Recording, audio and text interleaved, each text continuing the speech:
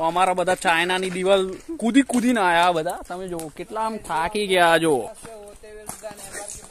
અને ઓલા તો આફ્રિકાના જંગલમાં કૂદકાઓ મારીને આયા. સો ગાઈઝ હવે આપણે ટ્રેકિંગ કરવા જઈશું. બ્રેકફાસ્ટ થઈ ગયું. બ્રેકફાસ્ટમાં હતું બટેકા પૌવા અને પરાઠા.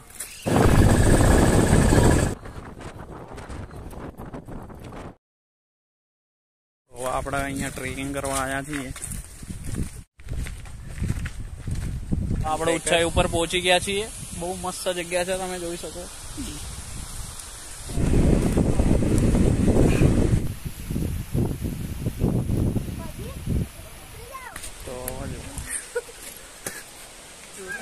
બહુ ગજબ જગ્યા ભાઈ, બહુ ગજબ જગ્યા છે.